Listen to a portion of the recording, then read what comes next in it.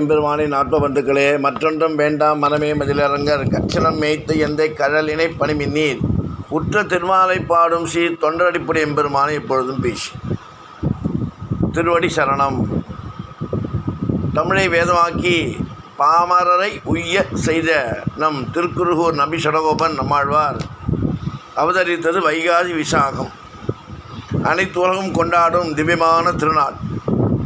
ஆழ்வார்களில் முதன்மையானவர். இவர் இயற்றிய திருவிருத்தம் 100, திருவாசிரியம் 7, பெரிய திருவந்தாதி 97, திருவாய்மொழி 1102 பாசுரங்கள். ஷடகோபனை கொண்டு உலக உய்விக்க எண்ணிய திருமால் தம் பிராட்டியுடன் கருடன் மேல் வந்து அவன் முன் தோன்றினார். தவிர பல திவ்ய தேசங்களில் கோயில் கொண்டிருந்தவாறும் காட்சி கொடுத்து அருளினார். இப்படி பெருமான் தானே வந்து தனக்கு தரிசனம் அளித்து ஞானத்தையும் அருளிய மகிழ்ச்சியில் அவரை குறித்து 4 வேதங்களுக்கு இணையாக திருவருத்தம், திருவாசிரியம், பெரிய திருவந்தாதி, அதாவது ருக்வேத சாரமாக திருவருத்தம் என்னும் பிரபந்தமும், யஜுர்வேத சாரமாக திருவாசிரியமும் என்னும் பிரபந்தமும், அதர்வண வேத சாரமாக பெரிய திருவந்தாதி என்னும் பிரபந்தமும் மற்றும் சாமவேத சாரமாக உலகத்தை உய்ய வைக்கும் திருவாய்மொழி என்னும் பிரபந்தம் ஆகும். அருளி செய்த 4 பிரபந்தங்களில் திருவாய்மொழி என்னும் பிரபந்தம் 1102 பாடல்கள் கொண்டதாகும். திருவாய்மொழி பிரபந்தமானது சகஸ்ர சாகோபினிஷத் சமாகமம் நமாம்யகம் திராவிட வேதசாகரம் என்று வைஷ்ணவ ஆச்சாரிய புருஷர்களின் முதல்வரான ஸ்ரீமான் நாதமுனிகளால் போற்றப்படுகிறது.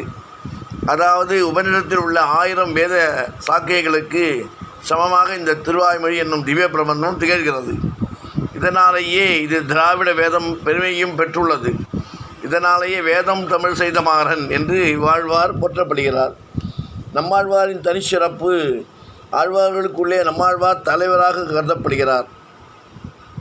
நம்மாழ்வாரை அவயவி என்று உடலாகவும், ஏனைய ஆழ்வார்களை அவயங்கள், அவயவங்கள், அங்கங்கள் என்று கூறுகளாகவும் கருதுவது வைணவ மரபு. இந்த உருவத்தில் பூதத்தாழ்வாரை தலையாகவும், பொய்கையாழ்வார் மற்றும் பெய்யாழ்வாரை கண்களாகவும், பெரியாழ்வாரை முகமாகவும், திருமிசை பிரானை கழுத்தாகவும், குலசேகர பெருமானையும் திருப்பான ஆழ்வாரை கைகளாகவும், தொண்டடிப்பொடி ஆழ்வாரை மார்பாகவும், திருமங்கை ஆழ்வாரை கோப்பூழாகவும், நாபி மதுரகவிகளை திருப்பாதங்களாகவும் கொள்வர். ஒப்புயர் வற்ற நம்மாழ்வார் எம்பெருமானது திருவடிகளாகவே கருதப்படுவதால் திருக்கோயில்களில் திருமாலின் பாதங்கள் ஸ்ரீ ஷடகோபம் என்று தமிழிலும், ஸ்ரீ ஷடாரி என்று வடமொழியிலும் வழங்கப்படுகிறது. இதிகாச புராணங்களில் நம்மாழ்வார் அவதாரம் பற்றிய சில குறிப்புகள். பிரம்மாண்ட புராணம். ஸ்ரீமன் நாராயணன் பிரம்மாவிடம் 28வது கலியுகத்தில் ஷடகோபர் என்று திருநாமம் கொண்டு நானே அவதரிக்கப் போகிறேன். அப்போது வடமொழி மறைகளை பேதங்கள் போல தமிழ் மறைகளை திவ்ய பிரபந்தங்கள் வெளியிடுவேன். அத்தமிழ் மறைகளாகவே கலியுகத்தில் மக்கள் பெருவாழ்வு வாழ்ந்து முக்தி அடைவார்கள் என்று தெரிவித்தான். இதைப்போல விஷ்ணு ரிஷி சம்பாதம் பேசிக்கொள்வது, நாராயண அகஸ்திய சம்பாதம் ஆகியவைகளிலும் பெருமான் தன் ஷடகோபராக அவதரிக்கப் போவதை அவர் அறிவித்தான். மேலும் இதிகாசத்தில் மேன்மையானதான ஸ்ரீராமாயணம் தட்சிண திக்ருதா ஏன சரண்யா புண்ணியகர்மனா, தெற்கு திக்கு யாவர்க்கும் புகலிடம், வேதம் தமிழ் செய்யவிருக்கும் முனியாலே என்றும் குறிப்பு உரைத்தது. ஸ்ரீமத் பாகவதம் 11வது ஸ்கந்தத்தில் கலியுகத்தில் நாராயணனே பரம்பொருள் என்று உறுதியான பொருளை வெளியிட தமிழகத்தில் தாமிரபரணி நதிக்கரையில் நம்மாழ்வராக அவதரிக்கப் போகிறார் என்று குறிப்பு உரைத்தது. விருத்தமாத்ம புராணம் கலியுக ஆரம்பத்தில் வைகாசி விசாக நட்சத்திரத்தில் விஷ்ணு பக்தியை நிலைநிறுத்தும் வகையில் சேனை முதலியாருடைய விஷக்சேனர் அம்சமான ஒருவர் அவதரிக்கப் போகிறார் என்று உரைத்தது. மார்க்கண்டேய புராணம் 4 வேதங்களில் அம்சமாக சாரமாக 4 திவ்ய பிரபந்தங்களை அருள ஷடகோப மாமுனிவர் தோன்றப் போகிறார் என்றும் சாமவேதத்தில் 1000 சாகைகளை தமிழ் பாசங்கள் வடிவமாக திருவாய்மொழி அருளி செய்யப் போகிறார் என்றும் உரைத்தது. அப்பேற்பட்ட திருவடி சம்பந்தமுடைய ஆழ்வார் இவர். பகவான் எப்போதுமே என்னைப் போல உன்னைப் போல அன்பாக நினைப்பவர்களைப் போலவே என்னை நிந்திப்பவர்களையும் கூட நான் பக்தியாக ஏற்றுக்கொள்வேன் என்று அயோத்தி வேந்தன் ஸ்ரீராமர் பற்றிய ஒரு கதை. சாப்பாட்டு ராமன். நந்தன் என்ற வாலிபன் வீட்டில் எப்போதும் வயிறு முட்டை சாப்பிட்டு விட்டு நன்றாக தூங்குவது, எந்த வேலையும் செய்ய மாட்டான், யாருக்கும் துளி கூட எதையும் தரமாட்டான். இவன் மீது கவலை கொண்ட பெற்றோர்கள் இவனை ஒரு மடத்தில் குருக்களிடம் சொல்லி ஒப்படைத்தனர். எப்படியாவது நல்வழிப்படுத்துங்கள் என்று குருவும் ஒப்புக்கொண்டார். நந்தன் மடத்திலும் சாப்பிடவும் தூங்குவதுமாக இருந்தான். ஏகாதசி வந்தது. நந்தனுக்கு ஒரே பசி. சமையலறையில் போய் பார்த்தால் வேலையே ஆரம்பிக்கவில்லை. அதிர்ச்சியுற்ற நந்தன் ஏன் இன்னும் சமைக்கவில்லை என்று தான் பசி தாங்க மாட்டேனே என கூறினான் அப்பாவியாக. பணியாளர்கள் கூறினார்கள், தம்பி, ஏகாதசி என்று குருக்கள் மாலை வரை விரதம் இருப்பார்.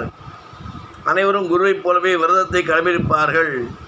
மாலை வரை அதனால் ஏகாதசி மட்டும் மாலைதான் உணவு கிடைக்கும் என்றார். நந்தனுக்கு ஒன்றும் புரியவில்லை.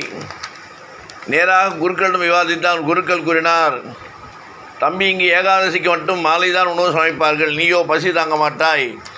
ஒன்று செய்வோம், உனக்கு தேவையான சமையல் பொருட்களை கொடுத்து அது எடுத்து போய் வெளியில் எங்காவது சமைத்து சாப்பிட்டு மடத்துக்கு வா என்று அது மட்டும் கூறினார். நந்தனும் சரி, இப்படியாவது உணவு கிடைத்தால் போதும் என்று ஒப்புக்கொண்டான். சமையல் பொருட்களை வாங்கி கொண்டு சிறு தொலைவில் ஒரு அழகான மரத்தடியை தேடி படுத்தான். அவனுக்கு பசி, ஆனால் சமைக்க சோம்பேறித்தனம். அப்படியே படுத்தான்.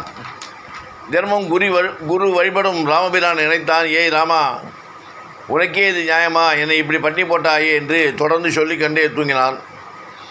அவனது கள்ளம் கபடம் இல்லாத பக்தி உரிமையை கொண்டாட அந்த உரிமையை கண்ட ராமன் புன்முறுவலுடன் புரிந்தார்.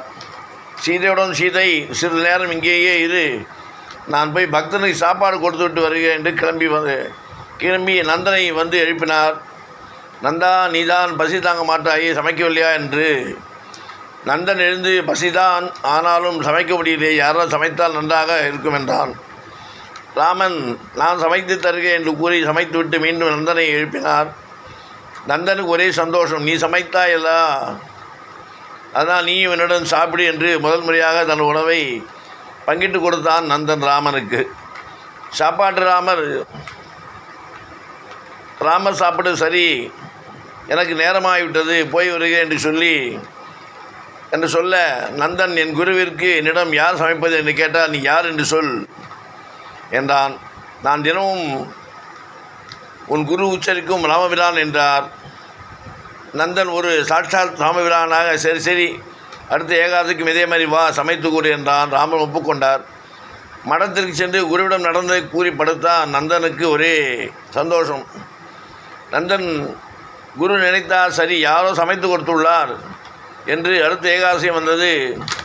நந்தன் இம்முறை சமையல் பொருட்களை கொஞ்சம் அதிகமாக எடுத்துக்கொண்டு சென்றான். மரத்தடியில் படுத்து, ராமர் பசிக்குது, சீக்கிரமா என திட்டிக்கொண்டே இருந்தான். அப்பொழுது இம்முறை சீதாதேவியும் லக்ஷ்மணன், பரத, சத்ருகுணன் புறப்பட்டனர். இம்முறை நந்தன் இன்னும் கூடுதலாக சமையல் பொருட்களை எடுத்துக்கொண்டான். பாவம், ராமன் சீதையும் வயிறு முழுக்க சாப்பிட்டுட்டும் என்று சமைத்து முடித்து எழுப்பினார் ராமர். பார்த்த நந்தனுக்கு அதிர்ச்சி. என்ன இது? இம்முறை ராமர், சீதை மற்றும் சகோதரருடன் அனுமான், ஜம்பவான், சுக்ரீவன், விபீடனன், அங்கதன் மற்றும் பானர சேன்யம் வந்திருந்தன. நந்தன் கூறினான், ராமா, நீ ஒரு சாப்பாட்டு ராமன், இப்படியா மொத்த சேன்யத்தையும் கூட்டிகிட்டு வருவாய்? இதென்ன அயோத்தியை என நினைத்தாயா என்றான் கோபமாக.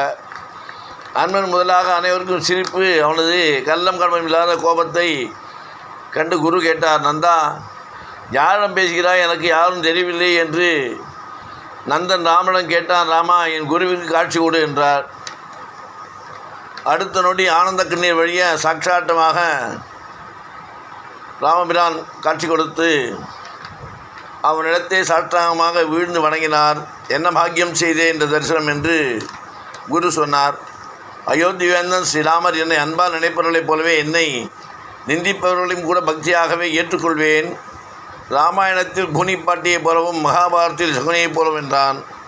அதிலும் நந்தன் ஒவ்வொரு ஏகாதசிக்கும் என்னை நிந்தித்தாலும் யாருக்கும் பங்கு தராத உணவை ஒவ்வொரு முறையும் எங்களுக்கு இரட்டிப்பு ஆக்கி கொடுத்தான் என்றார்.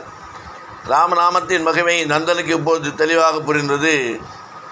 அதை நாம் புரிந்து கொண்டு மழை வேண்டி பிரார்த்தனை செய்வோம். ஆறு ஏரி குளம் எல்லாம் நிரம்பி வழிய மாறி அளவாய் பொழிக, மக்கள் வளமாய் வாழ, வையகம் வாழ, வைகத்தில் இருக்கக்கூடிய அனைத்து மக்களும் வாழ்வாங்கு வாழ நாம் பிரார்த்தித்து ராமராஜ்யம் ஏற்பட ராமரை பிரார்த்தித்த ஆசீர்வாதம். ராமானுஜன் திவ்ய திருவடிகளே சரணம்.